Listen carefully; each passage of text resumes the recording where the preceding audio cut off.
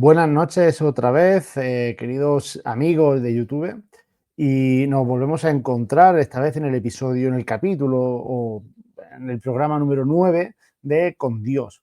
Esta vez vamos a tratar un nuevo capítulo de Hechos de los Apóstoles y va a ser concretamente el cuarto, con tres dudas principales que vamos a intentar resolver o solventar aquí con el padre Francisco Torres, al que voy a dar paso de inmediato. Buenas noches, Muy padre. buenas noches. ¿Qué tal estamos? Buenas noches. Nada, por eso con cierto cansancio, porque hay cierta parte de la audiencia ya sabe que he sido padre otra vez y eso ha hecho que, bueno, pues que vuelva a repetir estas situaciones de descansar poco por la noche, con mucha alegría, pero con cierto cansancio. Entonces, pero bueno, ¿No? y nada, espero Bueno, que usted también vaya bien. ¿Cómo va sí, la yo cosa? saliendo de un resfriado que me está costando, ¿eh? Tengo todavía la congestión nasal, pero bueno, ya por lo menos tengo voz y puedo hablar, porque están unos días que horrible.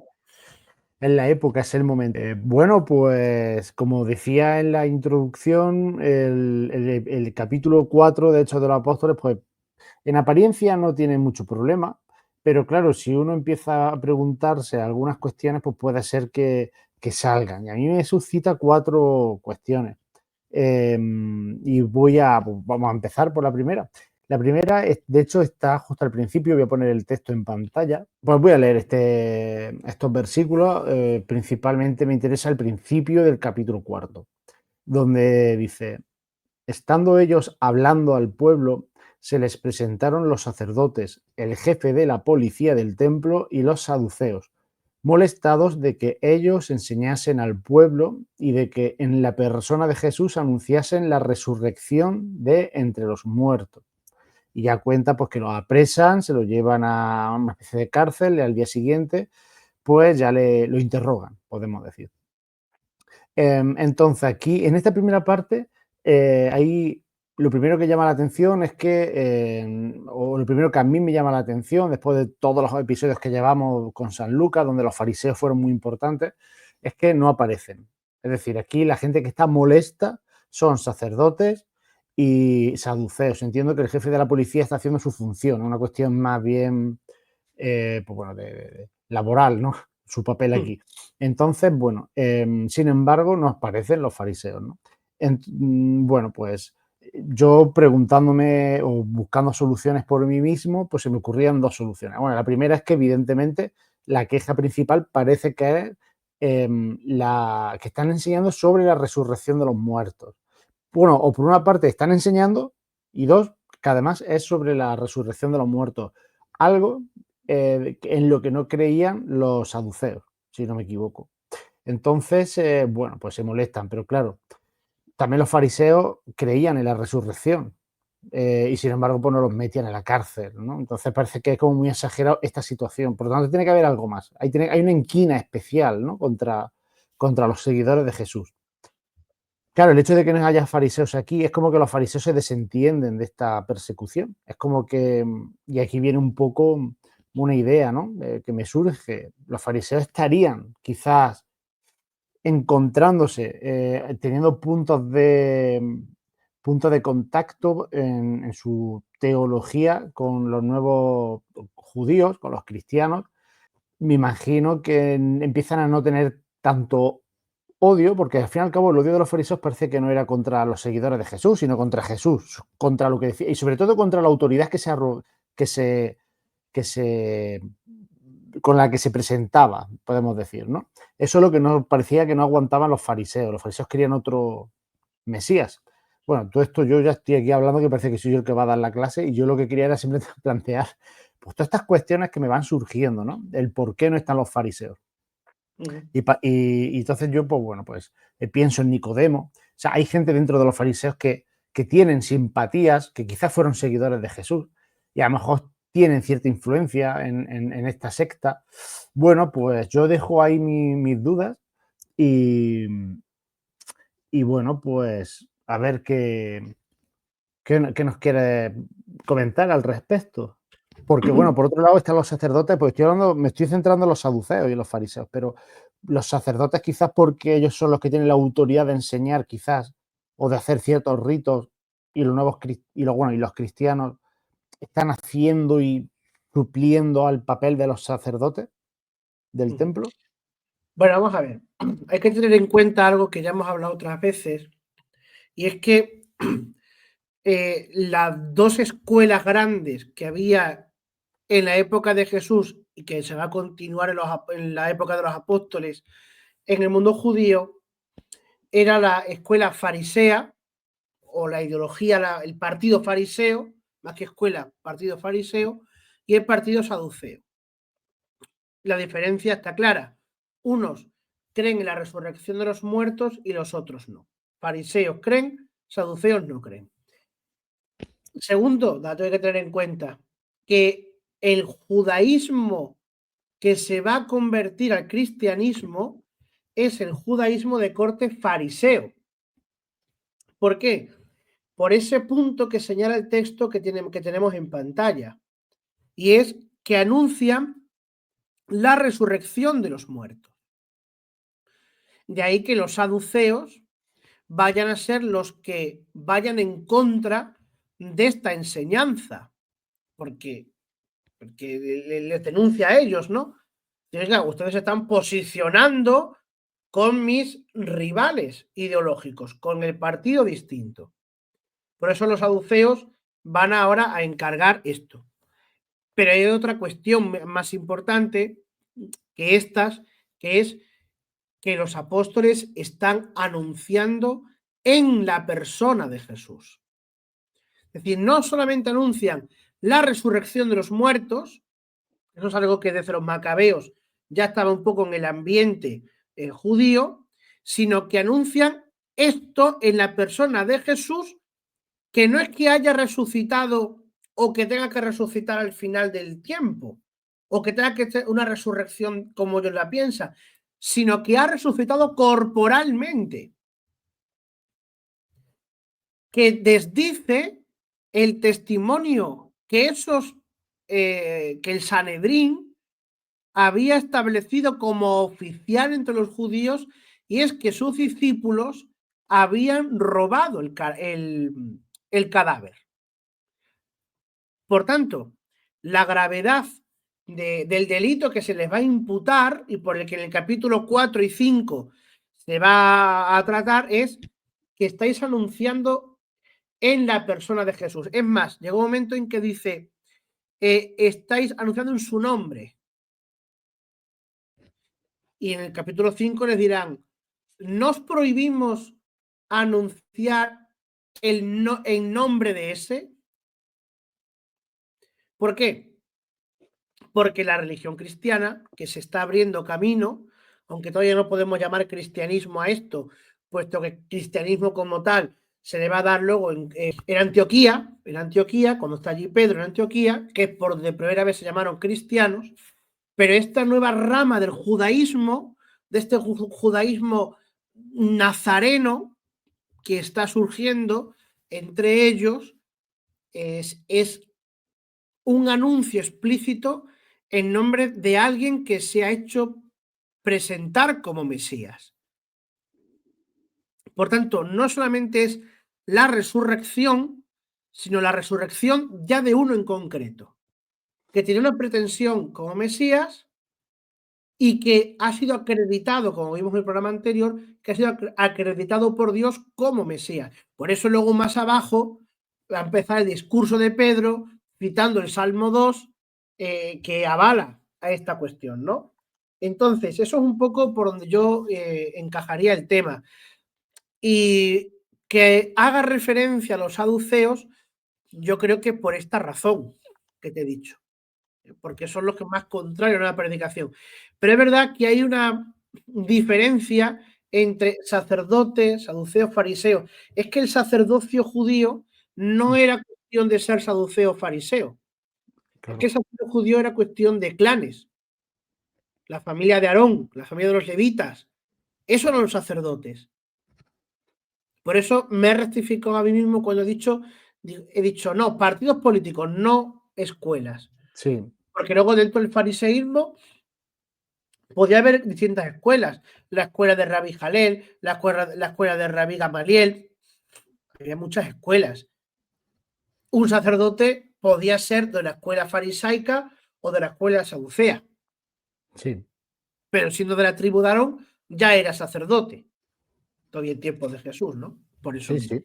Y entonces lo que pone aquí, a ver si lo podemos subrayar bien, porque claro, la expresión que en español, en esa traducción que yo he cogido, es en la persona de Jesús, en griego, en el original, pone lo que acabo de subrayar, en to Jesús, en el de Jesús, lo de cuerpo, o sea, lo de persona, entiendo que se traduce porque por tradición se entiende que es así. Porque en otro punto más debajo, que ahora veremos, habla de en el nombre de Jesús. Entonces yo ya no sé si aquí será en el nombre de Jesús o en la persona de Jesús. Realmente no me da un poco igual, quiero decir, que a mí lo que me interesa es que aquí lo que se está diciendo es que Jesús es el ejemplo de que la resurrección es real. Claro, mira, Straubinger, que lo tengo aquí delante, y que creo que a día de hoy sigue siendo la traducción y el comentario más fiable, Straubinger dice, indignados de que enseñasen al pueblo y predicasen en Jesús la resurrección de entre los muertos. Mm. Entonces, ahí, esa traducción que hace Straubinger tiene sentido en eso que tú estás apuntando ahora. Es decir, no es que se anuncie algo en nombre de Jesús, que luego se va a especificar más adelante, sino que Jesús es el paradigma de esa resurrección. Hay que tener Que en cuenta, vamos a resucitar como Jesús resucitó. claro, hay que tener en cuenta el testimonio luego de Pablo en su carta a los Corintios, me parece, ¿no? Es decir, oye, que nosotros no solamente estamos anunciando la resurrección de los muertos o la hipotética resurrección de los muertos, sino que creemos en que Cristo ya ha resucitado. Y ahí viene esa frase famosa de Pablo, ¿no? De si Cristo no ha resucitado, vana es nuestra fe. Nuestra fe es un cúmulo de tonterías, de estupideces. Entonces, ¿qué predicamos? Que en Jesús esto se ha dado. Mm.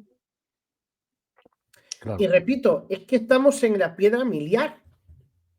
Estamos en la clave de bóveda, ¿no? Que dice, este está puesto como piedra para que unos caigan y otros se levanten. Que aquí los que se levantan son los fariseos.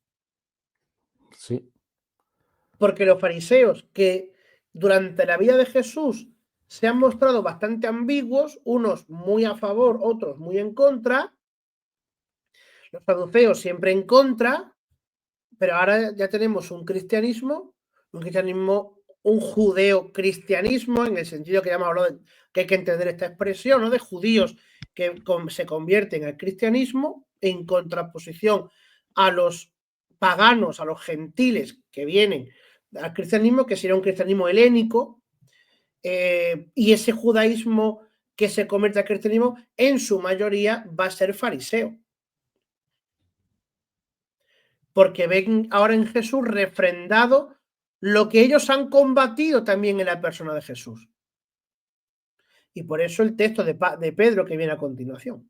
Bien, pues vamos entonces a pasar a la segunda parte. Vamos a pasar a la segunda parte, ya al comienzo de Pedro, y este sí lo vamos a leer entero, el discurso, que por cierto, estamos en el capítulo 4 y Pedro ya ha tenido, creo que este es el tercer discurso, por tanto estamos viendo que igual que, bueno, no sé si lo que voy a decir es una tontería, pero Pablo es como el gran teólogo del nuevo, o sea, del Evangelio. Sin embargo, Pedro tiene muchísimo peso en todo lo que es esta primera comunidad cristiana. Los hechos estamos viendo que tiene como el protagonismo en este. Llevamos, como digo, 4 capítulos y creo que es el tercer discurso y creo que no hay otro apóstol que haya hablado todavía tanto como Pedro, o sea, ni siquiera Yo haya tenía un aparecido en un profesor, discurso. yo tenía ¿Cómo? un profesor y cuando nos explicaba esto decía, bueno, más que Hechos de los Apóstoles debería haberse titulado Los Hechos de Pedro y Pablo, porque Pedro ocupa una gran parte, más o menos hasta el capítulo 16, 15, 16, y luego ya los últimos, hasta el 27 o 26, lo ocupa Pablo. O sea, Pedro cede el protagonismo a Pablo. Pedro se queda en Antioquía, y se le pierde la pista, y luego Pablo, digamos, el que continúa ese camino, porque no olvide que al final la teología de Lucas es la teología del camino. Ese camino que empieza en Galilea, que va a Jerusalén y de Jerusalén a Roma. Y Roma los confines del mundo. Entonces, Pablo va a recoger luego el testigo y a partir del capítulo, ya digo, 16, 17, que es cuando Pablo ya hace su discurso en Grecia, el famoso discurso de Areópago, etcétera, es cuando Pablo ya coge el protagonismo, porque todavía hasta el capítulo 15, si no me falla la memoria, estamos entre Pedro, Pablo ya va asomando un poco la patita, Pablo va haciendo algún viaje, hay que volver a Jerusalén, famoso concilio de Jerusalén, sobre circuncisión sí, circuncisión no, pero es después ya, a partir del capítulo 16, cuando Lucas dice, venga, vamos a dejar la palabra a Pablo, porque Pablo nos va a llevar a Roma, y ahí ya lo que ya hemos hablado, ¿no? Pablo se queda en Roma, predicando 1 o 2 años, probablemente hace ese querido y suspirado viaje a España y luego ya volvería a Roma a sufrir el martirio en la época de Nerón, ¿no? Por eso ahora todo el peso de la predicación va a caer sobre Pedro. Así es. San Esteban va a tener en el capítulo 8-9, ahí está esa parte de los diáconos, la cuña de los diáconos con San Esteban, luego el diácono Felipe, que es el que bautiza al criado de la reina de Candace, etcétera. Pero vamos, va a ser Pedro el que ocupe la gran primera parte de los Hechos de los Apóstoles. Por lo menos, claro, al escuchar la palabra de Pedro, digamos que estamos escuchando doctrina, podríamos decir, estamos escuchando Claro. lo que es la autoridad, ya no son comentarios de San Lucas contando lo que dicen o hacen, sino que estamos escuchando al propio Pedro diciendo o imponiendo, digamos, un criterio, ¿no? Entonces yo creo que ahí es bastante importante esto. Bueno, pues lo leo a ver qué lo que nos cuenta este discurso. Que hay que recordar que están presos, están en la cárcel, han ido a hacer unas cuestiones sobre en nombre de quién o con qué poder hacen una sanación, que aparece en el capítulo 3, que todo esto viene porque han curado a un enfermo de nacimiento que tiene un hombre con cerca de 40 años y lo curan, ¿no? Y eso es lo que van a decir ahora Pedro, ¿no? ¿Por qué enseñan y por qué hacen lo que hacen? En nombre de... Entonces Pedro, lleno del Espíritu Santo, les dijo: jefes del pueblo y ancianos de Israel, ya que nosotros hoy somos examinados acerca de la buena obra hecha a un hombre enfermo, en virtud de qué o de quién éste haya sido sanado, sea notorio a todos vosotros y a todo el pueblo de Israel que en el nombre de Jesucristo Nazareno, a quien vosotros crucificasteis, a quien Dios resucitó de entre los muertos, en este nombre está ese aquí delante de vosotros sano. Bueno, hasta aquí voy a hacer una pequeña pausa y antes de pasar a la cita del Salmo, un breve comentario acerca de ese nosotros y vosotros. Esto es que me ha venido ahora a la mente. Siempre se ha acusado a los, digamos, cristianos de echarle la culpa a los judíos de la muerte de Jesús. ¿No? Con el argumento de que realmente fueron los romanos, porque la ley romana es un tipo de pena romana, la crucifixión y tal. Y aquí, sin embargo, es el propio Pedro el que realmente está señalando al, a la cúpula, a la cumbre del poder judío, como culpables reales de la muerte de Jesús, lo cual llama un poco la atención, ¿no? Que si a quién mató a Jesús, los judíos o los romanos, ¿no? Ese debate que a lo mejor es un poco tonto, porque realmente pues, fueron los dos. Uno hicieron una cosa y otro hicieron otra. Una es la causa primera y otra es la causa necesaria, digamos. Entonces, bueno, pues no sé cómo lo ves, ¿no? Tampoco tiene mucho comentario, pero bueno, pues si quieres decir algo. No, pero vamos a ver, es que yo creo que este debate al final está un poco tocado por este complejo de antisemitismo que a veces se nos puede meter, ¿no? Aquí está claro ¿Quiénes son los que llevan a Jesús ante el tribunal y piden la pena de muerte para él? Son los judíos. Roma es el brazo ejecutor de eso. Materialmente es así, no se puede negar. Otra cosa es que, digamos, Jesús no es condenado a muerte, sino que entrega su vida como sacrificio expiatorio. Entonces, digamos, bueno, es que la causa remota de la crucifixión de Jesucristo, de la muerte de Jesucristo, fue la salvación del hombre. Oferix culpa, ¿no? Oferix la culpa que mereció tal redentor. Sí, nuestros pecados llevaron a Jesucristo a la cruz. Jesús murió por nuestros pecados, pero ¿quién ejecutó esa sentencia? Roma, acusando o sea, siendo Jesús acusado por los judíos, con lo cual yo creo que en eso Pedro es claro, ¿no? Pero a mí lo que más o sea, más que plantearlo en esa cuestión, que ya digo que, bueno, que tú has dicho muy bien, ¿no? Que se puede presentar a un debate interesante, es el paralelismo antitético que nos hace aquí San Pedro, ¿no? Es decir, a quien vosotros crucificaste, Dios resucitó. Muerte, resurrección, muerte, causa humana, resurrección, acto divino. Tú lo matas, Dios lo resucita. Es decir, Dios no te va a dar la razón a ti, sino que la resurrección de Cristo es acreditación del testimonio de Jesús y prueba de la culpabilidad de tus malas acciones.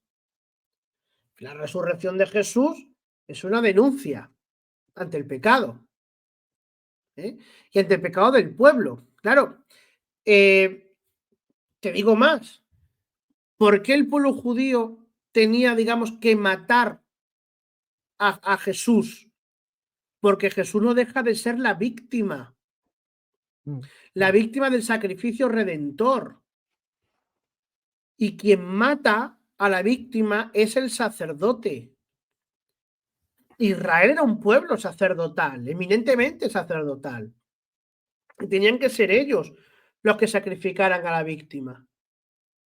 Pero incluso aunque los judíos en ese momento hubieran cargado los pecados sobre Cristo, que es realmente el sentido del Cordero de Dios, el nasal, el verbo nasar, el que carga con los pecados, y esto estaba también dispuesto en la ley.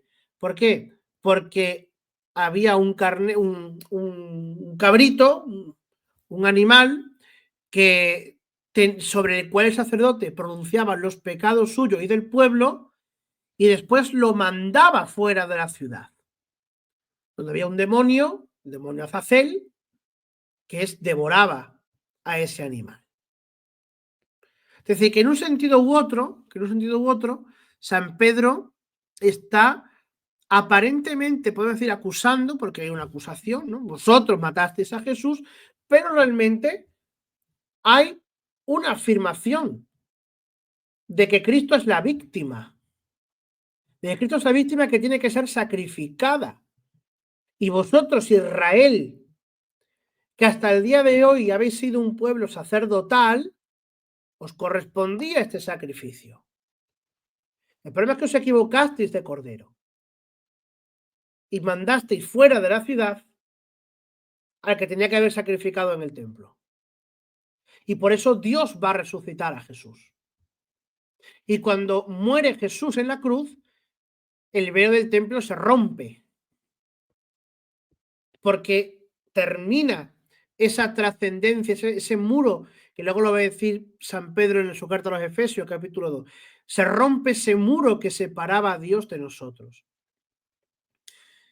Y comienza, bueno, pues ese pueblo nuevo, ese nuevo pueblo sacerdotal que va a ser de los cristianos, que va a ser de los seguidores de Jesús, que no necesitan matar un cabrito, que no necesitan matar un cordero, porque lo van a hacer de manera incruenta con las especies de pan y de vino, ¿no?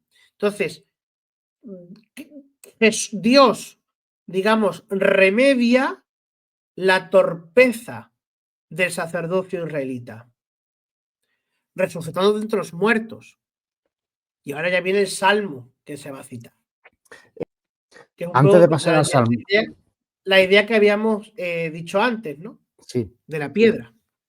No, porque relacionado con esto, aunque sea un pequeño excurso, el velo, bueno, porque a lo mejor hay alguien que esté viendo y no lo entiende, no sabe exactamente lo que es, ¿no? Y esa, en principio es un lienzo, ¿no? Una tela, si no me equivoco, que separaba visualmente y físicamente el Sancta Sanctorum, es decir, el lugar del templo de Jerusalén donde estaba el Arca de la Alianza, donde por tanto estaba la presencia de Dios de alguna forma, y hasta, quiero decir, donde solo podía entrar el sumo sacerdote una vez al año, si no me equivoco. Y entonces, fuera de ahí, pues podían llegar una serie de sacerdotes y hay otras personas que se quedaban antes y el pueblo, pues al final había gente que solo se podía quedar en el atrio, si no me equivoco, en el patio. O sea, que decir que esto recuerda un poco también a los templos egipcios, donde igualmente había una serie de pasos, ¿no? Que hasta que llegaban a la zona más interna del templo.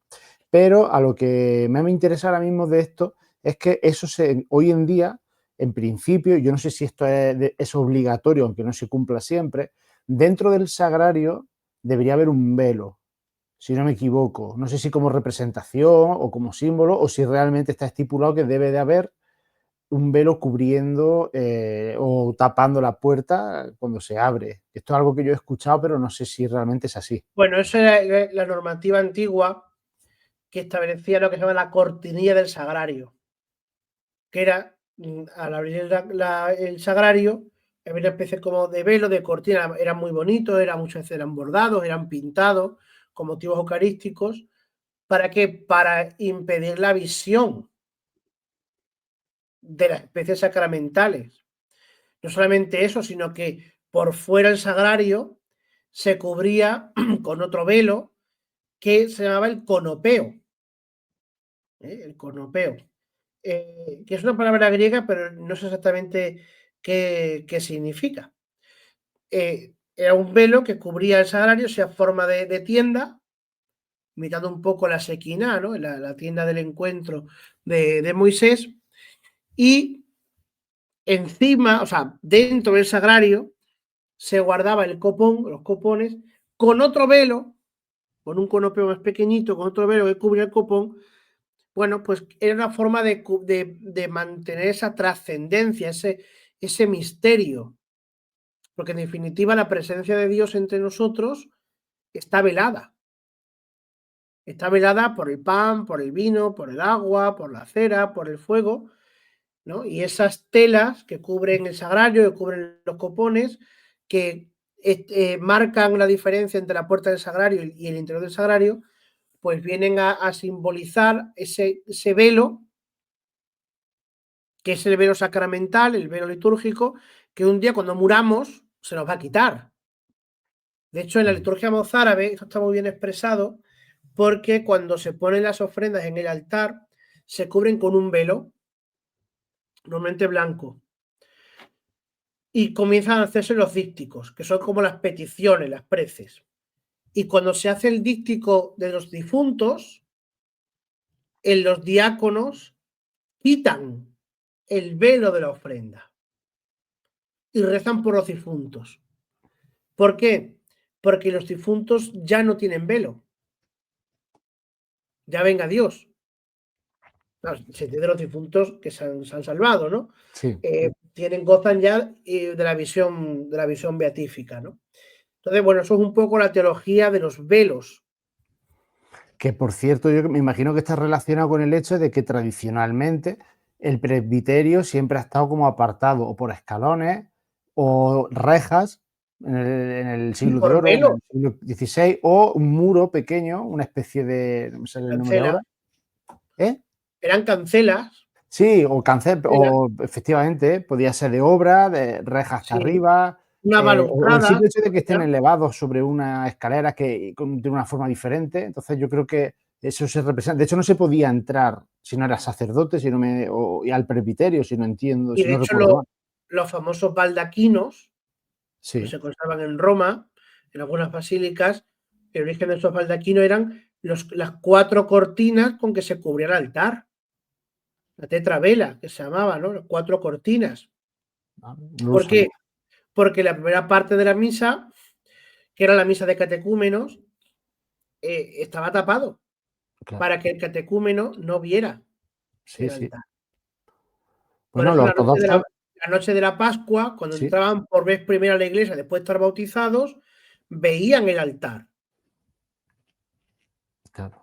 Claro, en el mundo oriental esta práctica quedó en el famoso muro de los iconos, Sí, que es el iconostasio que llamamos, ¿no? Es un muro grande, lleno de iconos, con 2 puertas. Una puerta pequeñita, que es la entrada menor, y una puerta grande en el medio, que se llama la puerta real, por donde entran y salen el pope cuando va a confeccionar el sacrificio. Los diáconos salen por las laterales. El pope, el presbítero, entra, o el obispo, por la puerta real. ¿Para qué? Para hacer la plegaria eucarística, la anáfora, y después vuelve a salir por la puerta con las especies sacramentales. Cuando en la liturgia romana esto cae, esto desaparece, estos velos, este iconostasio, ¿cuál va a ser, digamos, el velo con el que se cubre el Santa Santorum, lo sagrado, la anáfora sagrada? El silencio. El silencio es un iconostasio en la liturgia, es un velo en la liturgia. Por eso el canon romano, hasta 1970, el canon romano va a ser en secreto, en voz baja, porque al desaparecer todo el misterio físico, material que lo envolvía, va a ser el silencio el que ocupe ese aspecto, ¿no? Y entonces el silencio, o sea, el canon romano se va a decir en silencio, guiado siempre por la campana. O sea, la campanilla, en el canon romano, tiene una labor pedagógica, si son 3 toques, si es 1, si son 2, para indicar a los fieles que están atrás viendo, porque no escuchan, ven al sacerdote hacer los gestos, indicarles un poco por dónde iba el canon. Bueno, hoy en día sigue habiendo una oración secreta. No sé si tiene que Sí. ver con el misterio. Bueno, pero eso es distinto. Oración secreta siempre ha habido. ¿Por qué oraciones secretas? Oraciones secretas normalmente son oraciones apologéticas, en los que el sacerdote habla directamente o se dirige directamente a Jesucristo. Porque en la liturgia hay un canon muy antiguo del concilio de Hipona, del año 360 más o menos, y luego se repite en el concilio de Cartago, donde dice que toda oración ante el altar debe ser dirigida a Dios Padre por la mediación del Hijo y en virtud o la asistencia del Espíritu Santo. Entonces, toda oración romana vais a ver que siempre se dirige hacia Dios. Dios Todopoderoso y Eterno, oh Dios Padre Omnipotente, tal. Y se hace la petición y se termina por nuestro Señor Jesucristo, tu Hijo, que vive y reina contigo en la unidad del Espíritu Santo.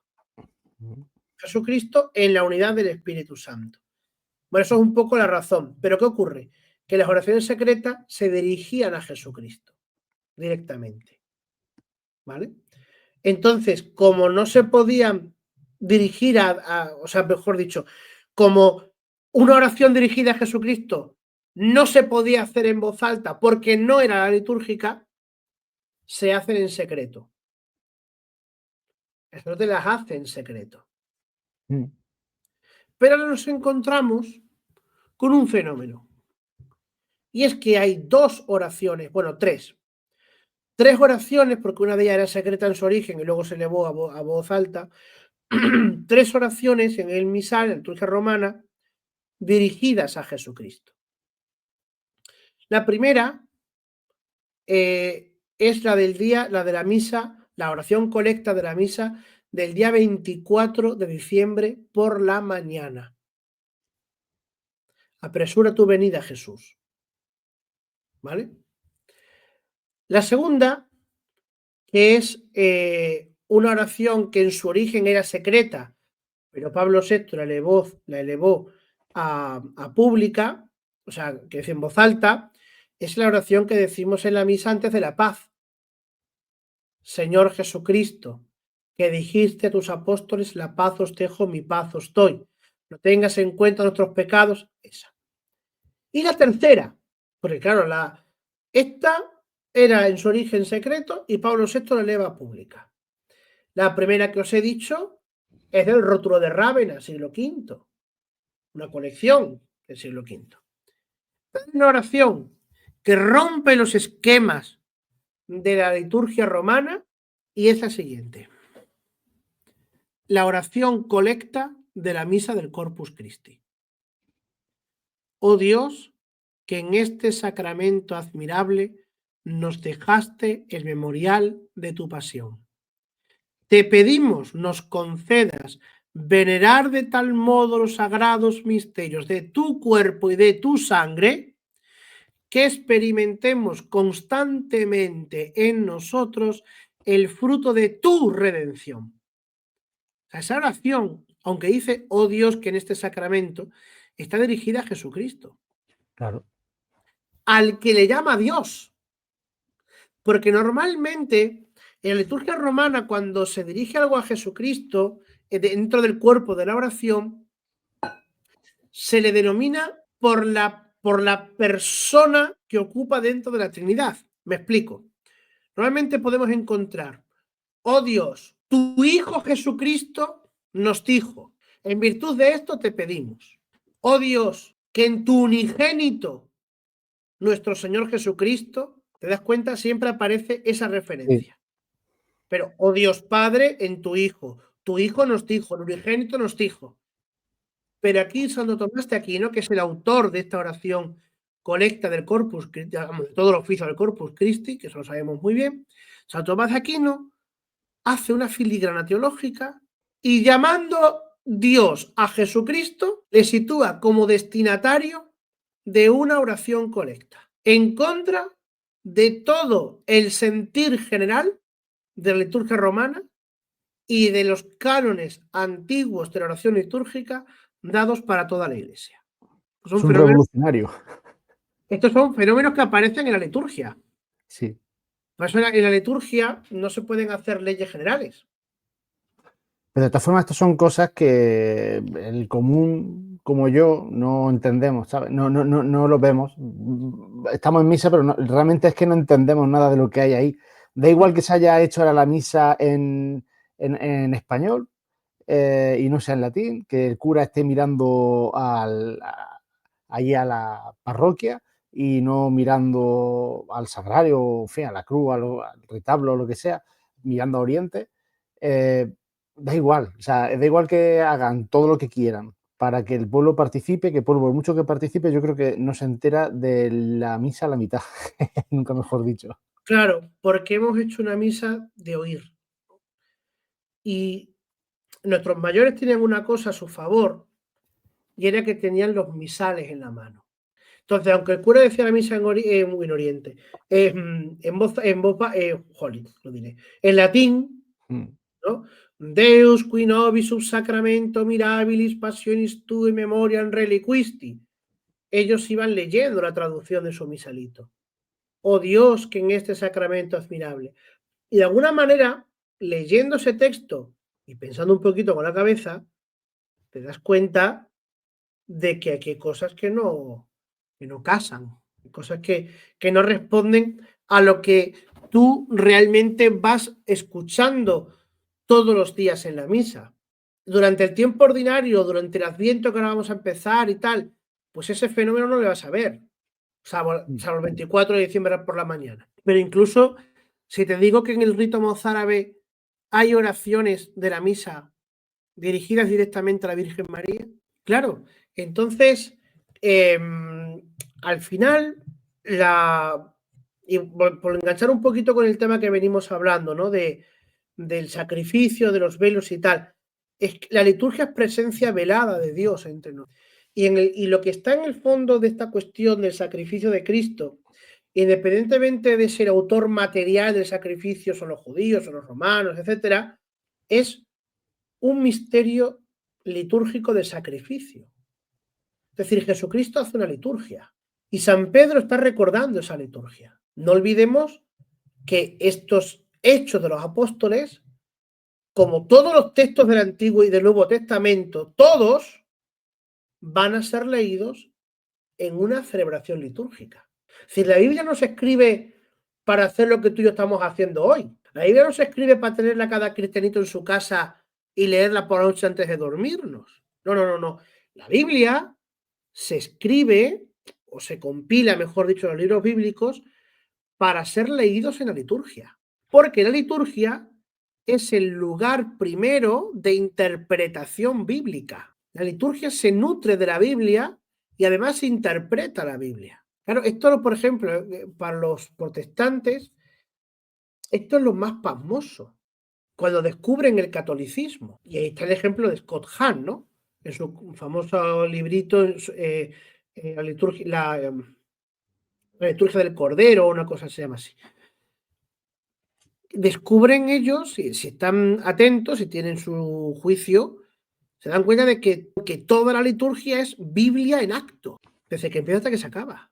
De que nuestras oraciones están preñadas de textos bíblicos. Yo siempre he dicho que si nosotros cogiéramos un bisturí y destripáramos, diseccionáramos las oraciones, la eucología, ¿no? Prefacios, oraciones colectas, etcétera, del misal, descubriríamos una maraña de textos bíblicos impresionantes. Porque toda la oración nace de la Biblia orada, de la Biblia rumiada. Sí. De hecho, se llamaba así, la oración del monje, la oración bíblica del monje, que nosotros le llamamos lección divina, era la rumiacio. Rumiacio. Tienes que coger la Biblia y volver otra vez sobre ese texto, ¿no? ¿Para qué? Para sacar todo el jugo que el Espíritu Santo te posibilitara. Sí. Porque nunca se llega al fondo. He leído críticas muchas veces de que los cristianos católicos no vamos a misa con la Biblia en la mano. Porque ¿cómo puede ser que no vayamos con nuestra Biblia para leerla en misa, ¿no? ¿Que eso qué es? Bueno, la explicación un poco lo que tú dices, porque no vamos a leer la Biblia, vamos a vivirla, podemos decirlo. A verla en acto, como dices. Nosotros no necesitamos la Biblia en la misa, porque en la Biblia se lee en la misa. Claro. Se lee en la misa y es Biblia en acto, como te he dicho. Pero es más. Nosotros no necesitamos la Biblia en la mano porque nosotros no somos la religión de un libro. No somos la religión de una persona. De una persona divina que se ha hecho carne. Que ha venido a nosotros. Que nos ha divinizado. O de hecho, o en palabras de 2 Corintios 8:9, nos ha hecho ricos con su pobreza. Eso es Dios. Entonces, por eso nosotros, la Iglesia nunca dijo que había que leer la Biblia. Otras cosas, porque nosotros creemos en muchas cosas que no están en la Biblia. Claro, el otro día hemos celebrado, el 21 de noviembre, hemos celebrado la memoria de la Virgen Niña, de la presentación de la Virgen María en el Templo de Jerusalén. ¿Eso está en la Biblia? No. Está en la tradición, están los apócrifos. A ver, nosotros no somos una religión de la Biblia, porque la religión católica va más allá de la Biblia. Caeríamos en un fariseísmo. Para nosotros, la tradición es tan palabra de Dios como es la Escritura. Porque la palabra de Dios nos llega a nosotros por 2 canales. Entera por 2 canales. Tradición y Biblia. Y en ese orden encima. Claro. Entonces, que me digan, no es que los católicos no vais a misa con la Biblia, es que no nos hace falta. Sí. Bueno, pues después de esta lección de misterio y de secreto de la Biblia, vamos a seguir con la lectura del discurso de Pedro. Hemos quedado en la antesala del Salmo. Claro, hemos quedado para empezar el Salmo, vamos a verlo. En fin, ya acaba de decir que aquí está sano delante de vosotros, ¿vale? Hecho en el nombre de Jesús, a quien vosotros matasteis y Dios resucitó, dice: Él es la piedra desechada por vosotros los constructores, la que ha venido a ser piedra angular, y no se da en otro ninguno la salud, puesto que no existe debajo del cielo otro nombre, dado a los hombres, en el cual hayamos de ser salvos. Yo tengo pensado que hagamos un capítulo un día para este programa solamente sobre el tema de la salud, de Jesucristo como médico, podemos decir, médico del alma y del cuerpo. E incluso ahí podemos hablar de la extrema unción y de su poder, digamos, curativo, podemos decir, o lo que sea. Pero de este discurso, lo que yo quería preguntar, que sí tenía preparado, era el hecho en el nombre de Jesús. A mí me, me llama no sé, la atención y me supone, pues bueno, porque aparece varias veces, ¿no? Primero, el pueblo de Israel dice, y a todo el pueblo de Israel, que en el nombre de Jesucristo Nazareno, que vosotros crucificaste y tal, está ese aquí delante de vosotros sano. Está sano en el nombre de Jesús. Aparece otra vez por aquí, puesto que no existe debajo del cielo otro nombre dado a los hombres en el cual hayamos de ser salvos. Y este fragmento, de verdad que no lo entiendo por mucho que quiera. Lo de que debajo del cielo, que no hay otro nombre. Me Claro, vamos imagino a que ver. aquí nombre es casi por, no sé, si por decir por sinédoque o se refiere en concreto a la persona y persona divina de Jesús.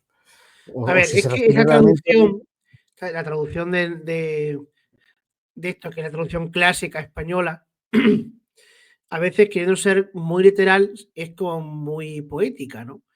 Porque realmente lo que se dice es la salvación, ¿vale? La salvación. O sea, no la salud entendida como salud del cuerpo, sino la salvación. A ver, Vale, ¿por qué abundan? Y te he dicho antes que en los Hechos de los Apóstoles sobre todo la primera parte, va a aparecer mucho la idea del nombre. El nombre y ujú, el camino. Los seguidores del camino hacían tal, ¿no? O los seguidores del nombre. Se salvaban por el nombre. Creían en el nombre. Claro, es que en la época de Jesús, ¿cómo se llamaba a Dios? Porque ya sabes tú que la palabra Yahvé estaba prohibida, ¿no? sí, De hecho, hay textos bíblicos donde cuando va a aparecer la palabra Yahvé, se pone un doble Yaf para que ya significa Yahvé, porque no se podía ni escribir siquiera. Entonces, Yahvé, Dios, va a tener como muchos nombres, ¿no? Muchos nombres, muchas que son muchas de sus propiedades. Vale. Bueno, pues uno de sí, esos, porque el nombre es la cosa. O sea, es que la idea que ellos tienen es que el nombre es la propia cosa la realidad, que se nombra. claro, no es un nombre, no es un concepto abstracto de nombre como por ejemplo el pensamiento griego, ¿vale? Claro. Entonces, en la época de Jesús a Dios se le llamaba Hashem. Hashem Primera vez que significa lo escucho. el nombre. Si veis la Sí. película, la serie de Chosen, vais a ver que siempre dice, Hashem está diciendo esto. Hashem, ¿por qué no me oyes? Hashem, Hashem. Hashem significa el nombre. ¿Eh? Kara Hashem, el Karashem, es poner el nombre, gritar el nombre. ¿Tú has bautizado a tus hijos? Sí. A dos, por ahora. A dos. Bueno. Y cuando los bautizaste, te preguntó el cura en la puerta de la iglesia, ¿qué nombre has elegido para este niño? ¿Y tú qué dijiste? El nombre que El con el que nombre quiero bautizar. de tu niña o de tu niño, ¿no? Sí. Bueno, ya cuando bautices al tercero, pues lo mismo te dirá el cura.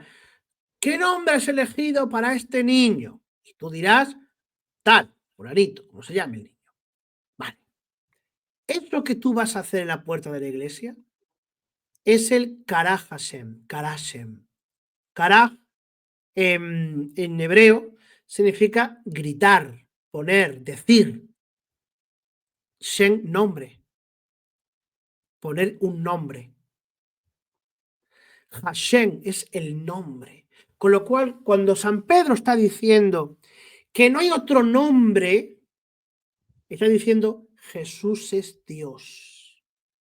Y no hay otro Dios ni encima ni debajo de la tierra en que los hombres puedan ser salvados, sino en el nombre de Jesús Nazareno.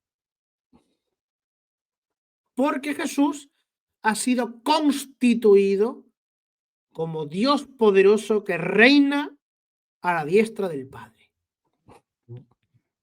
Claro, nosotros que somos mente griega, el nombre nos dice poco. Pero a un judío que está escuchando a Pedro en hebreo está diciendo Hashem. Y el judío dice, Jesús es Dios. Eso es lo que significa este versículo. Sí. No se da en otro ninguno la salvación, la salud, puesto que no existe debajo del cielo otro Dios dado a los hombres en el cual hayamos de ser salvos. Entonces, cuando yo invoco el nombre de Jesús, estoy invocando el nombre de Dios. Entonces, el cuento que tienen los testigos de Jehová, de que el nombre de Jehová es el nombre de Dios, es una mentira. Porque Dios, o sea, Jehová, es una forma verbal. Yahvé, la palabra Yahvé, Yahvah, ¿vale? Que son el tetragrammatón, porque son 4 letras hebreas, Yod, Het, el Bau y la otra vez, ¿no? Yahvah. Es un verbo que, a ver, traducido a nuestro conocimiento helénico, significa el verbo ser, pero no el verbo ser como verbo copulativo, sino que el verbo ser en el mundo hebreo es un verbo de acción. Yo soy porque estoy, porque actúo, porque estoy contigo. Eso es lo que significa el yo soy el que soy de Éxodo 3:14, que es donde está el Yahvah. Bueno, pues en hebreo los verbos tienen aspectos, como un poco tiene la lengua nuestra, ¿no? El aspecto Sí. entre el pretérito perfecto y el imperfecto. Bueno, pues tiene una cosa así. Pero luego los verbos tienen, no lo quiero decir mal, tienen formas, que las formas son esquemas. Y según esa forma, un verbo tiene un sentido u otro. Por ejemplo, el verbo catal. El verbo catal significa matar, pero depende de la forma que tú le des, coctal, nictal, nictel, va a significar asesinar, suicidar, morirse de viejo, morirse de enfermo. Depende de la forma que tú le des. Bueno, pues hay una forma que se llama jofal. ¿Por qué? Porque yo voy aplicando el esquema O-A, O-A, O-A, O-A, O-A a los verbos, a las consonantes de los verbos, y entonces esa forma le da un sentido al verbo. Yo al verbo Yahvah le pongo la forma jofal que me queda, Yovah, y ese es el nombre de Jehová. Es una forma verbal. ¿Por qué? Porque Dios Dios se ha dado un nombre a sí mismo, el nombre de Jesús, que significa Dios salva.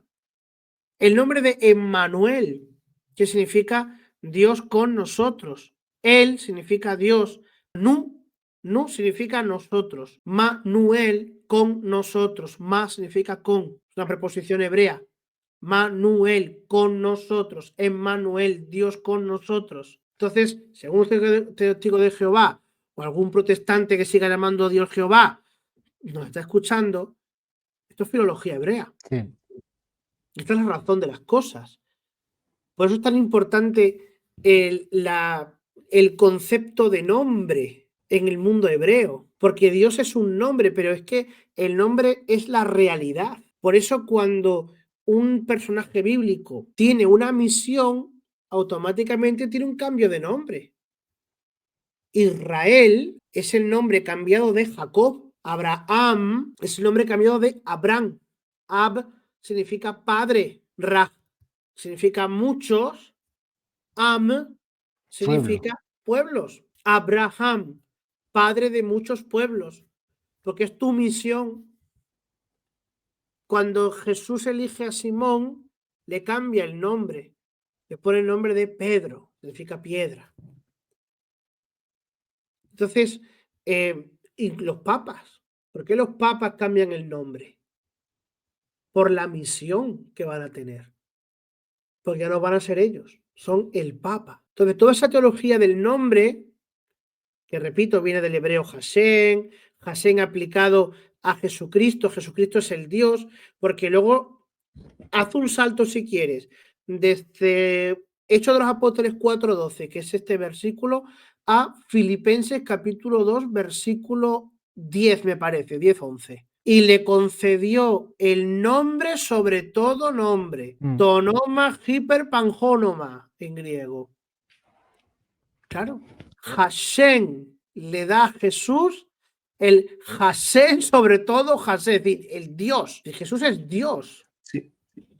Por eso el nombre. Y cuando Sí, yo de actúo hecho, en el nombre de Jesús, estoy diciendo que actúo en el nombre de Dios. sí, cuando dice que cuando tú reconoces que solo por su nombre se puede salvar, o cuando reconoces que no hay un nombre sobre ese nombre, está diciendo que si tenemos en cuenta esa idea de que el nombre es la cosa y no hay nada por encima por tanto, de ese nombre es que no hay nada por encima de esa cosa. En este caso no hay nadie por encima de Jesús.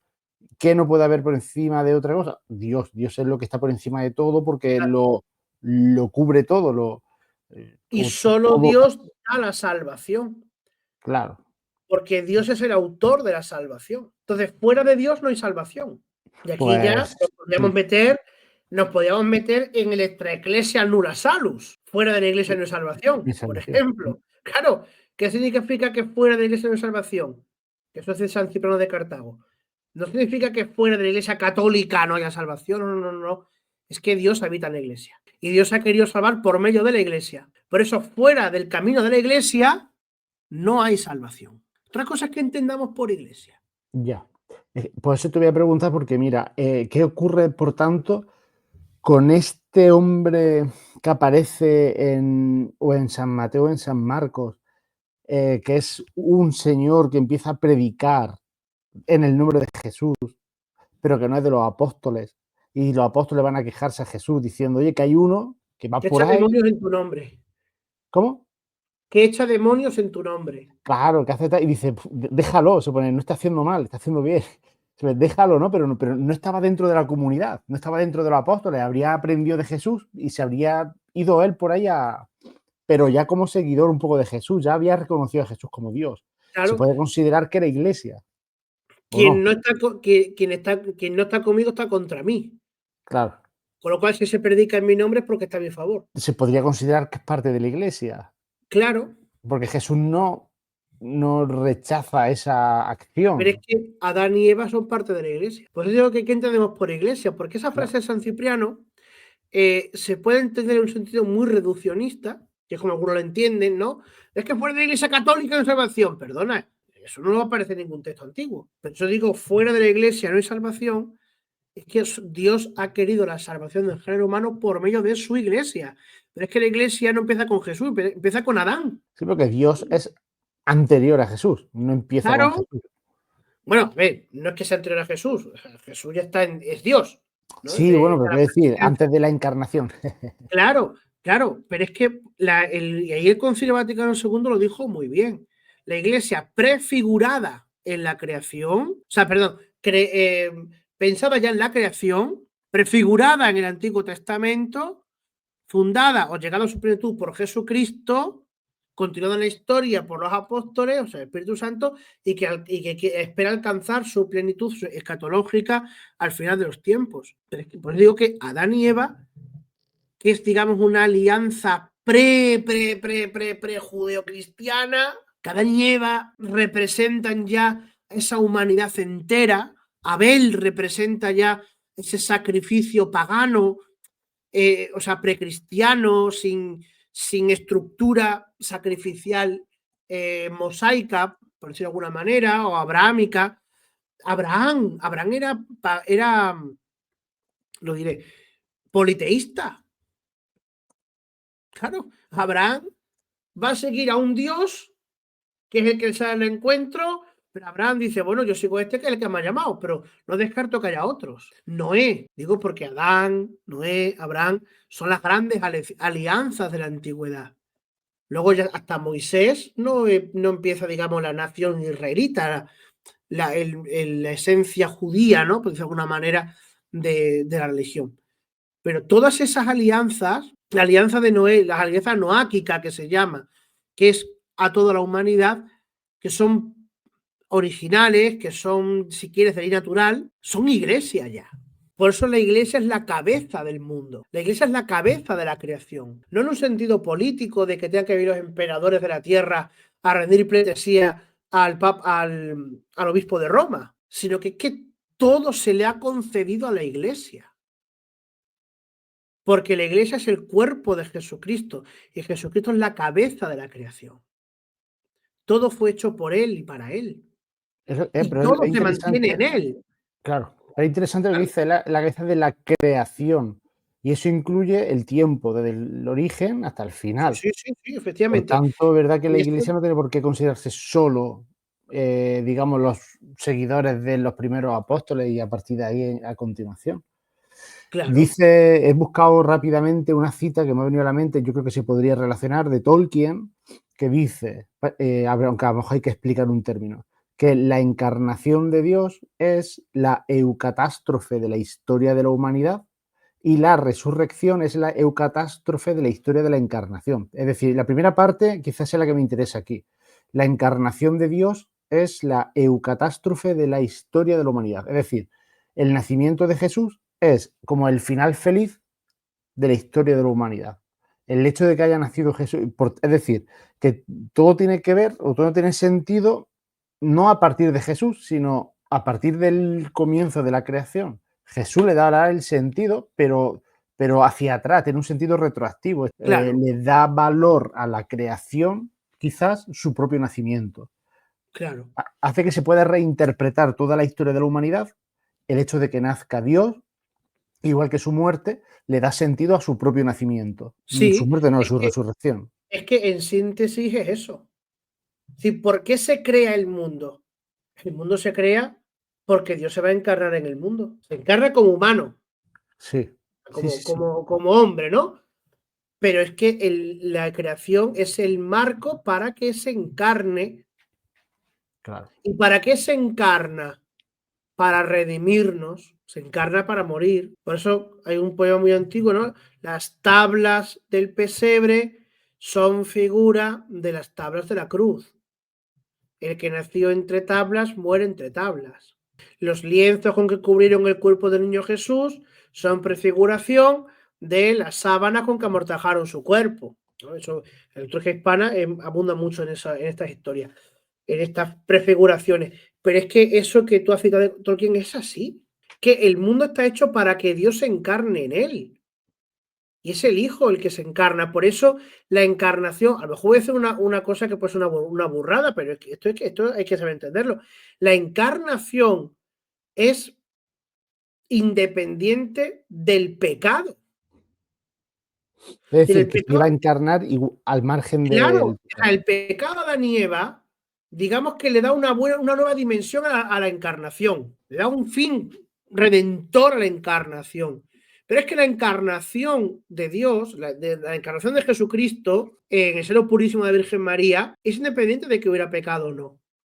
Porque es la forma en la que Dios ha querido conducirnos a la salvación, llevarnos a la plenitud de la gracia.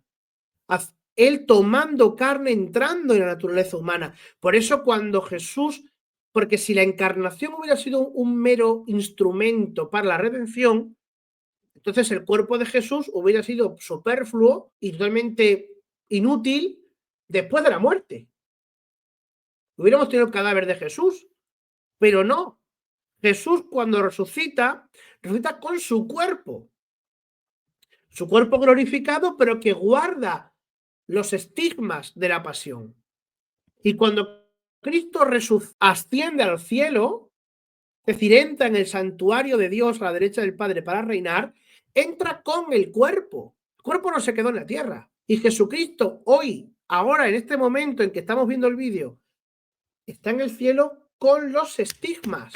De las llagas de la cruz están aún grabadas en las palmas de Jesús y en los pies de Jesús, en el costado de Jesús. Bien, esto es que no queríamos por los cerros de Úbeda, y nunca mejor dicho en tu caso, con este tema, ¿no?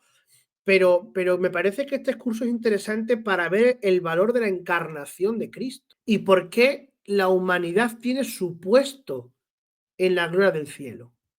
Claro, esto nos lleva automáticamente a un planteamiento, y es el de la asunción de Nuestra Señora.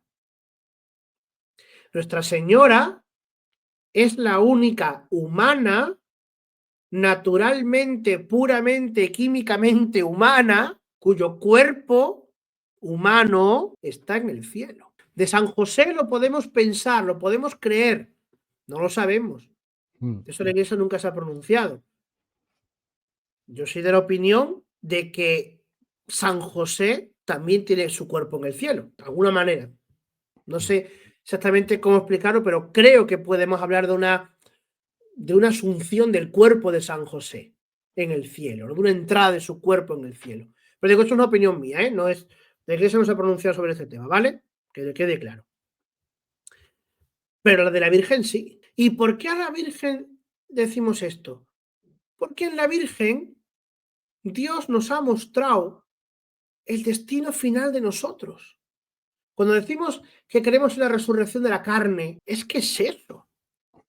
Es que nuestro cuerpo está un día llamado a levantarse de los sepulcros, a unirse al alma y vivir con Dios y ver a Dios. Nosotros le vemos ahora cuando entremos en el cielo después de muertos, con nuestra alma, veremos a Dios, visión beatífica.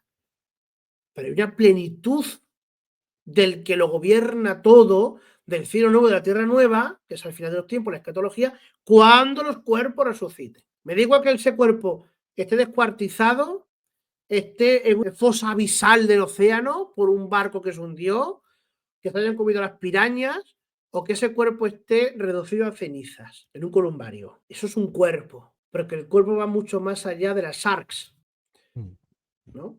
Bueno, que esto son temas un poco más complicados, pero Sí. para que veamos las consecuencias que tiene esto. Pues espero que veamos ese momento porque San Juan de Ávila lo pone difícil, ¿eh?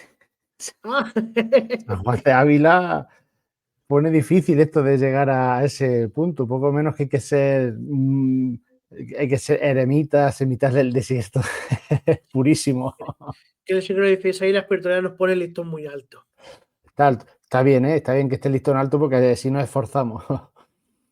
Bien, pues claro, como el tema es eterno, es infinito, pues claro, aquí no, uno plantea una pregunta pensando que en 5 o 10 minutos va a estar resuelta y se nos va a media hora.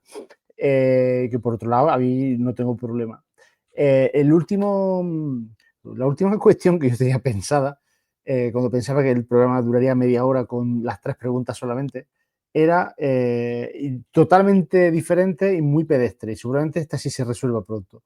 Viene a tener que ver con el versículo 34. No tengo la imagen porque, en fin, puedo hacer la pregunta porque así sin el texto, ya que hace referencia a algo que se dice mucho, un tópico ya, eso sí lo sabe mucha gente, aunque no conozca la Biblia, el hecho de que muchos cristianos, o se dice que al principio, la primera comunidad, vendían las posesiones y daban el dinero a la comunidad. Y entonces compartían todo. Hasta ese punto, ¿no? De vender, dice el texto bíblico, las tierras y las casas.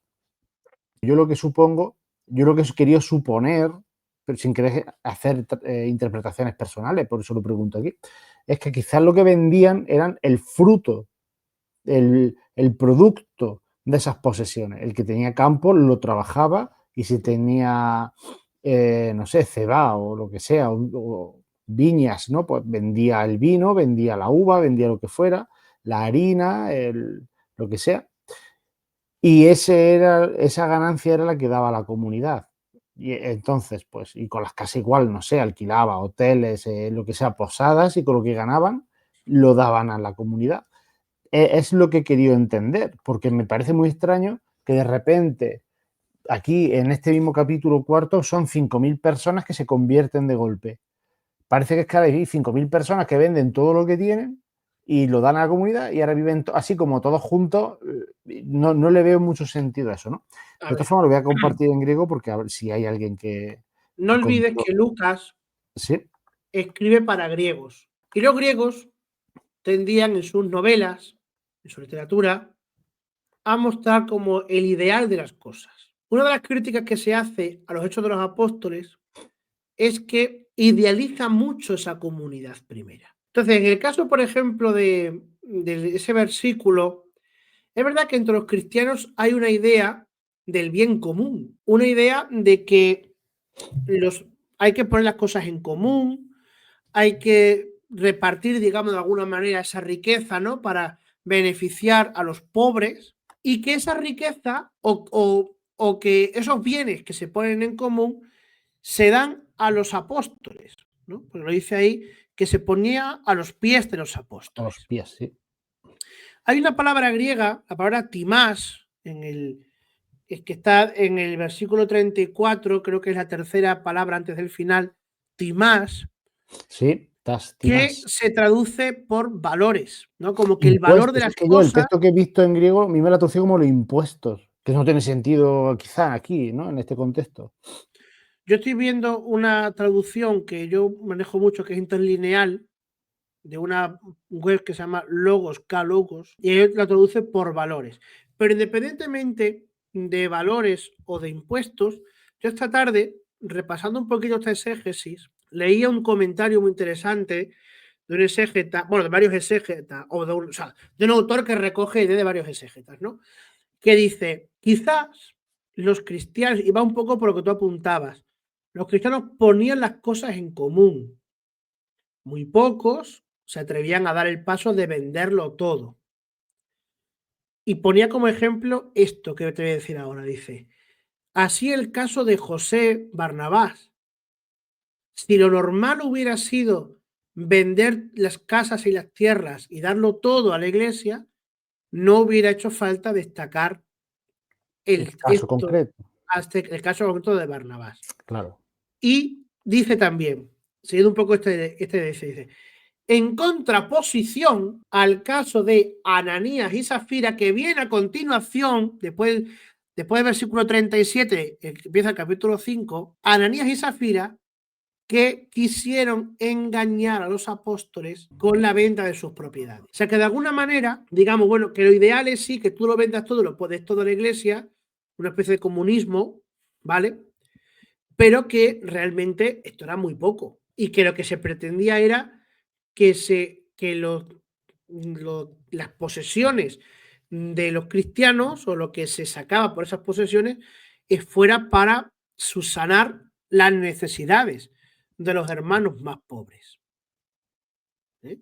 Eso es un poco lo que está ahí, pero no ese comunismo, por ejemplo, que es la crítica de Harnack, que es un teólogo protestante, y que en el libro de Antonio Escotado, en su última obra, yo creo que fue la última ya antes de morirse, la Los de los amigos del enemigos del comercio. comercio, que es la trilogía, son 3 tomos, ¿no? En el primero le dedica 200 o 300 páginas a criticar la Biblia, ¿no? A criticar al cristianismo precisamente por estas cosas. Claro, cuando uno lee a Antonio Escotado, y yo le he leído bastante, he trabajado mucho ese libro, porque a mí me parece que es un hombre inteligentísimo, aunque creo que equivocado en algunos planteamientos, incluso históricos. Pero, claro, Antonio Escotado se basa solamente en la crítica de Harnack, en la exégesis de Harnack, que eso está ya desmontado. Nadie en su sano juicio o que tenga un poco de sentido común en la teología usa a Harnack, ¿no? Simplemente, bueno, ¿quieres contar un chiste? Pues sí, pues utilizas a Harnack y ya está, el chiste es asegurado. Pero eso no. Pero Antonio Escotado, bueno, metido a teólogo que no lo es, lo usa. Entonces, claro, digo esto porque se puede caer muy fácil en esa interpretación de que la iglesia ya ejercía un tipo de comunismo o de distributismo. No, no, no, no. Eso no es una doctrina de la iglesia, ni el comunismo ni el distributismo. Una doctrina de la iglesia puede ser la justicia social, eso sí, son planteamientos, pero no lo otro. Entonces, esto es un poco por donde diría la exégesis, lo que yo he leído, yo no soy exégeta, ¿vale? Lo que yo he leído sobre este versículo, que no es que esto fuera lo normal en las comunidades, digo, pues si no, no hubiera hecho falta poner el ejemplo sino que lo ideal es ponerlo todo en común con honestidad, y tienes 2 ejemplos, José Bernabé, que lo hace, y Ananías y Zafira, que no lo hacen. Y por tanto, los destinos del uno y de los otros pues son distintos. Uno es reconocido y aplaudido bíblicamente, incluso luego va a formar parte del núcleo de la comunidad en Antioquía, y los otros pues van a encontrar la muerte. Es como poner los dos casos extremos, quizás. Efectivamente, Se eso es desprende un de poco todo y lo los que... que intentan engañar. Porque Claro, date habría cuenta muchos casos que tampoco, intermedios. claro que tampoco era todo ideal el cristianismo primitivo, ¿eh? Ahí tienes Claro. el caso de las viudas, que va a aparecer en el capítulo 6 de los Hechos, cuando las viudas griegas se enfadan con las viudas hebreas porque no les llega la ración de comida. Sí, sí, sí, Y sí. entonces los apóstoles dicen, bueno, vamos a inventar los diáconos que les den de comer. Crean a los diáconos, se os origina el orden del diaconado, pero luego vemos que los diáconos hacen de todo menos dar de comer a las viudas, porque enseguida los vemos predicando, los vemos bautizando, ¿no? Con lo cual no es todo tan ideal Claro. como pretende Lucas demostrarlo. No eran tan comunistas, no eran tan... No, no, no, no, no, no. Al La final le gusta, iglesia claro. nunca... Aquí hay un poco de mentalidad, creo yo, judía previa al cristianismo, y que todavía creo yo que se mantiene aquí, de que se piensan que sigue habiendo judíos de primera y judíos de segunda.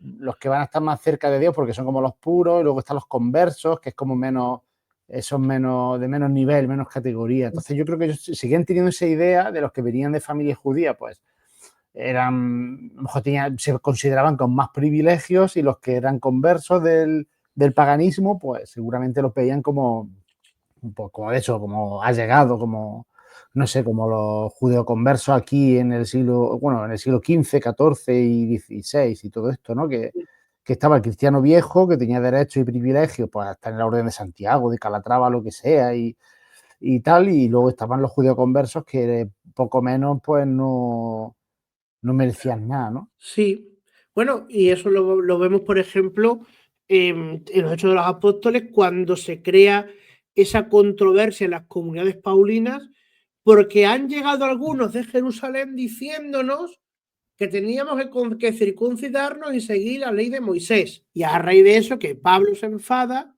se va a Jerusalén y entonces ahí se convoca la primera asamblea de obispos, eran los apóstoles que estaban vivos y los que les habían sucedido en algunas comunidades, para determinar en qué grado es vinculante o no para los cristianos la ley de Moisés, si tienen que seguirla o no tienen que seguirla, y si tienen que seguirla, ¿en qué sentido? Circuncisión sí, sin circuncisión no. Y gracias a San Pablo nosotros nos circuncidamos. Claro, es que los Hechos de los Apóstoles va a ser, digamos, el que cambia muchos paradigmas del respecto del judaísmo. O, por ejemplo, en el capítulo 10, que supongo que llegaremos. En el capítulo 10, no quiero hacer spoilers, ¿no? Cuando San Pedro está que se muere de hambre y tiene esa visión, que Dios le da una tienda, una sábana que se despliega y aparecen muchos animales. Y Dios le dice a Pedro, Pedro, mata y come. Y entonces Pedro dice, lejos de mí comer a carne de animal impuro.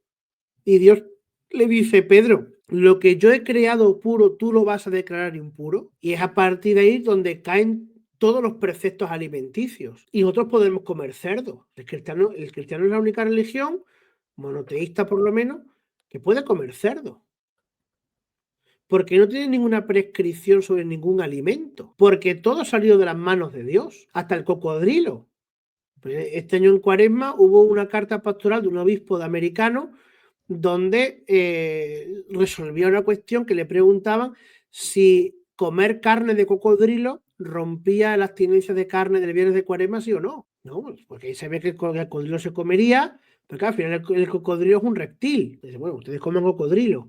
Yo nunca he comido cocodrilo, o sea, ¿qué sabe eso y qué tipo de carne puede ser carne de cocodrilo?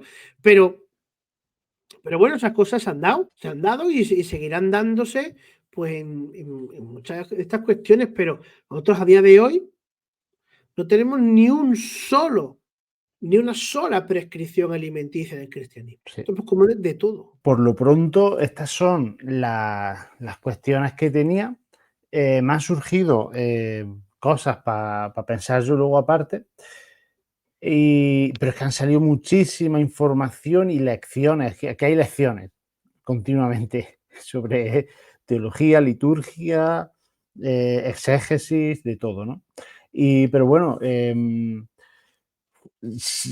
llevamos como una hora y media hablando y quería preguntarte por algunos temas, pero yo creo que se puede hacer larguísimo.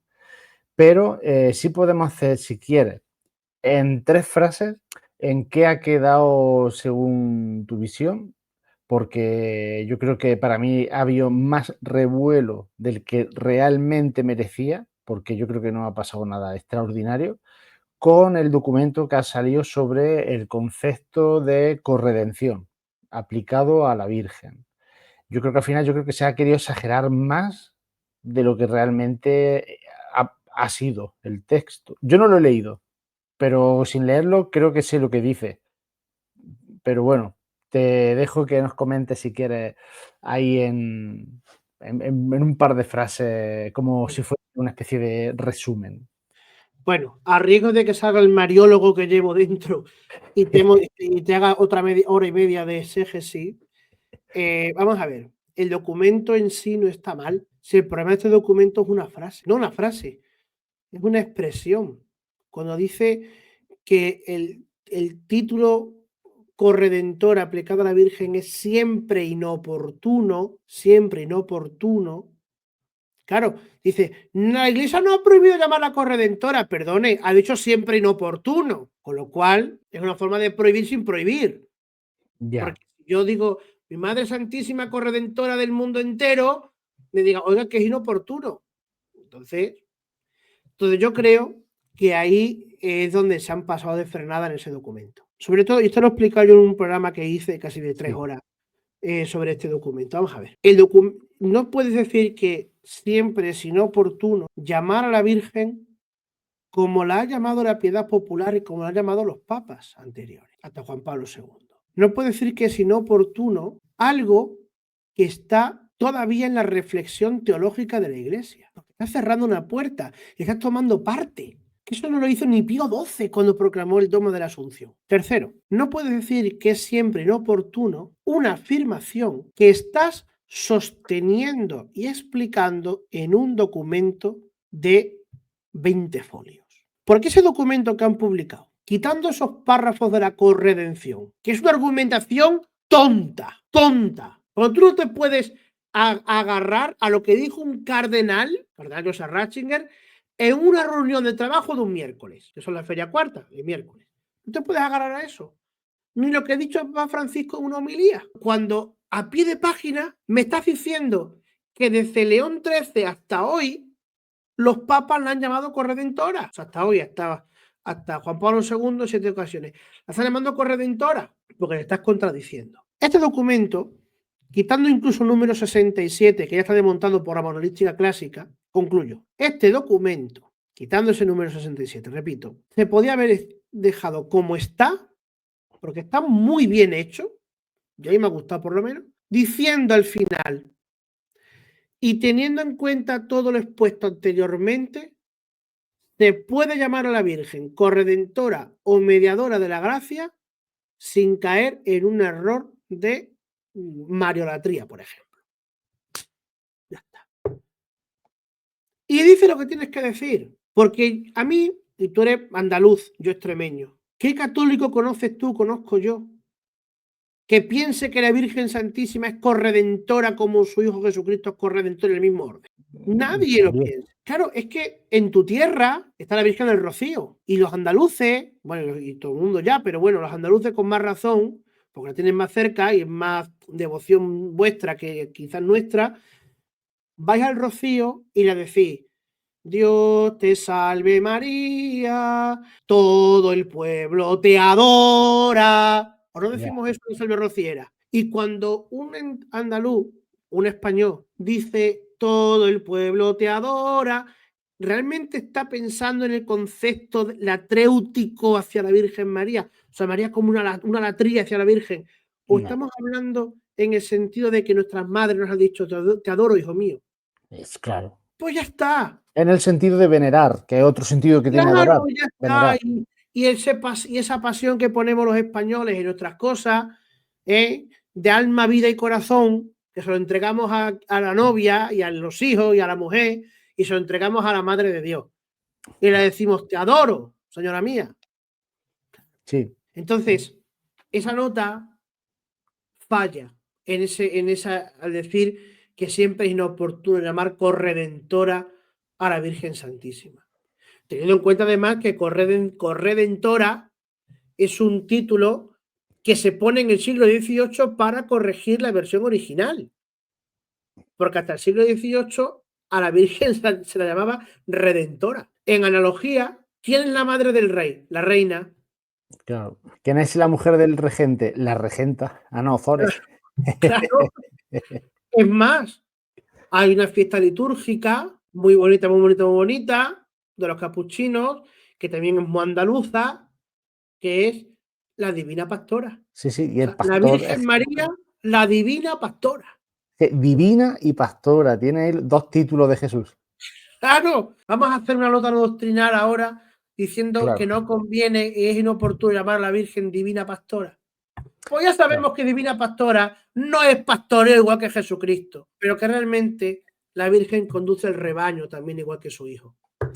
Es una forma, claro, de apelar al sentimiento, a la emoción del pueblo, que es ignorante, me refiero, que yo, por ejemplo, que teniendo carrera universitaria y todo eso, a mí se me escapa todo esto. Pues imagínate una persona pues, que simplemente va a misa, que ni siquiera lee Pero, la Biblia en casa. pero Pues que mira, lo pongo más fácil. Lo sí, es pongo más normal. fácil. ¿Tú tienes madre viva? Sí, sí, Vale. Yo la mía ya está en. Yo creo que está en la gloria de Dios. Si no, pues habrá que seguir rezando para que se purifique y vaya. ¿Tú cómo tienes el. A ver cómo lo pregunto. ¿Cómo tienes el afecto, el amor hacia tu madre? ¿En el orden conceptual tienes razones de peso para amar a tu madre? ¿O tú lo tienes en el sentido emocional y afectivo? no, claro, emocional y afectivo. Pues yo Pues puedo ya decir, porque me está. ha parido, pero también hay madres que han parido a los hijos y han sido malas madres y han Efectivamente, maltratado y pero a ti tu madre te ha tratado bien, ¿no? Y tú a tu madre la tienes un amor y un afecto grande, que no necesitas una razón de peso para quererla. ya Y tu está, madre te claro. la comes a besos Que y es le mi dices, madre, ya está. madre, qué guapa eres y qué linda eres. Bueno, pues, ¿cómo la piedad popular, la piedad sincera, la piedad sin teologías grandes, una piedad adogmática, voy a decirlo así, Sí, quiere a la Madre de Dios? Pues claro. con afecto, con emoción. Es la inocencia, pues, que aparece en Berceo, en los romeros,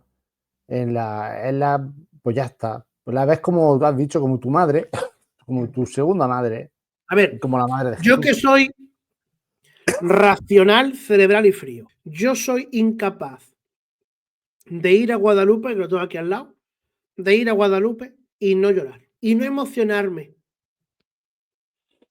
Y me agarro a veces a las rejas del santuario de la Virgen de Guadalupe y simplemente la miro y le digo qué guapa eres. Y no es que sea muy guapa la Virgen de Guadalupe, tiene una cara bastante fea, la pobrecita mía. Pero se lo dice a Pero la para mí, Virgen, de verdad. pero para mí es la más guapa. Y Sí, cuando subo al camarín y el fraile, por ser cura, ¿eh? Te dice, acércate un poquito más.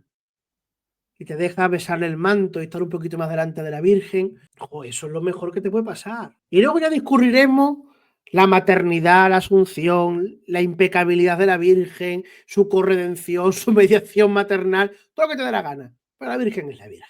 Y la Virgen de Guadalupe es la Virgen de Guadalupe y es mi madre. ¿Por qué? Pues muy sencillo. Pues desde que yo era niño, mi madre me llevó a Guadalupe. Y mi madre, el último viaje que hizo el año antes de morirse fue a Guadalupe y no se quería ir de Guadalupe. Y cuando mi madre se murió, se enterró un sábado por la mañana y al día siguiente, domingo por la mañana, nos fuimos mi padre, mi hermana y yo y la familia de mi hermana a Guadalupe a llevarle un ramo de flores que mi madre había tenido al lado del ataúd. Entonces, ¿qué es Guadalupe? Para mí. claro. Para mí Guadalupe es el todo. Bueno, pues así es como amamos a la Virgen. Está, hay que saber discernir la teología de la piedad. Ya está. Claro, y a la Virgen, y en la devoción a la Virgen hay más piedad que teología. Así como Claro, quizás en la devoción a Jesús, a nuestro Señor, hay más teología que piedad, porque has hecho quizás más catequesis en esto. En la devoción a la Virgen, por ser figura femenina, por ser madre, por todo lo que puede inspirar la idea de maternidad, no lo sé, hay más de afecto que de teología. Y no es malo, porque los dogmas marianos surgen por reclamación del pueblo. Van subiendo y luego la Iglesia hace su juicio, ¿verdad? Su discernimiento, su examen, todas sus cosas, y proclama un dogma. Pero todo ha empezado en el pueblo, ¿eh? Igual que la teología de Jesús, empieza abajo. Si es que al final, ¿quiénes son? Si lo dice, creo que en el capítulo 4 mismo, o sea, si son gente ignorante, son gente iletrada, la gente que está hablando así de Jesús. O sea, pues de la Virgen, pues más todavía, que en la Biblia sale mucho menos, que hay no da discurso, no da nada, y sin embargo la gente ha sabido captar la importancia de su persona y su función al lado de Jesús, ¿no? Bueno, pues yo ya sí es verdad que yo creo que es hora de ir cerrando el programa. Ha sido un programón, creo yo, porque se han tratado muchos temas diferentes, pero han sido todos interesantísimos. O sea, yo creo que al final, claro, ¿qué ocurre? Que cada vez que acabo un programa pienso igual, porque es el que tengo más presente, pero es que salen muchos temas muy interesantes. Y yo ojalá tuviera más tiempo para poder ver todos los vídeos que salen y que haces tú y todo lo que sale y que quiero ver, porque es que la vida ya no da tanto. Es Pero por lo verdad. menos estas horas me vienen bien y ahí vamos profundizando en el aprendizaje. Esperamos que a mucha gente le pueda servir todos estos vídeos. Sí, a mí por lo menos también, ¿eh? Porque también te obliga un poco a leer, a plantear cosas y sobre todo a poner en marcha la cabeza. Sí, Hay muchas de las cosas que he hecho esta noche, verdad que las he estudiado, que las he ido, pero muchas son de mi reflexión personal, ¿eh? O sea, quiero decir, la reflexión personal que va saliendo ahora sobre ese tema y que te van hilando, porque al final la teología es saber que todos los temas de la religión están puestos en común. Yo cuando daba clases en ciencias religiosas, se lo decía, ya no la doy, se lo decía a mis alumnos, ¿no? Y creo, y siempre, yo lo decía a veces en el Consejo de Ciencias Religiosas, digo, el fallo de nuestros alumnos es que no somos capaces de hacerle conectar todos los tratados teológicos. Se lo damos como si fuesen compartimentos estancos. sí, Esto es asignaturas eclesiología, diferentes. esto es mariología, esto es cristología, esto es Biblia. No, no, no. Es que una cosa te lleva a la otra. Claro. Y eso es la verdadera teología, en la que es capaz de ponerte en relación un versículo de los Hechos de los Apóstoles que parece que no es nada y de repente sacar todo un Claro. filón doctrinal, teológico, catequético, que más que una erudición, lo que se persigue siempre es que nutra nuestra alma. Sí, claro. Porque ese es el fin de la teología, nutrir el alma de espiritualidad para amar más a Dios y comunicarlo. Si no, no vale para nada la teología. Sí, porque si en la liturgia se hace presente Jesucristo, por ejemplo, y estar en misa y entender mucho mejor esa presencia, porque ya no solamente te la crees porque te lo han dicho, sino porque ya estás empezando a vivirla, gracias, por ejemplo, a entender la oración del sacerdote, la que se dirige a Jesús, sabes que está hablándole a Jesús, etcétera. Pues yo qué sé, yo creo que eso al final enriquece. Al final, Claro. claro, si además te sirve para poder explicárselo a quien tienes al lado, tu hijo, a tu mujer, a un amigo. Oye, pues que esto pasa por esto ocurre, pues mejor todavía, claro, si el conocimiento no es malo, la erudición no es mala, pero evidentemente el afán no es ese, el afán es tener una vida espiritual más sana Claro. y vivirla mejor, claro. Ujú. Así es, querido amigo. Pues nada, la bendición, Padre, que Sí, podamos tener la tranquilidad de que el Espíritu Santo esté con por nosotros supuesto que sí. y nos despedimos. Bueno, pues te doy la bendición a ti, a tu familia, a tus niños, a tu esposa y a todos los seguidores de tu canal que verán estos vídeos en los días sucesivos. El Señor esté con vosotros. Y con tu espíritu. La bendición de Dios Todopoderoso, Padre, Hijo y Espíritu Santo, descienda sobre vosotros y os acompañe siempre. Amén. Amén. Pues buenas noches y que descanses. Igualmente.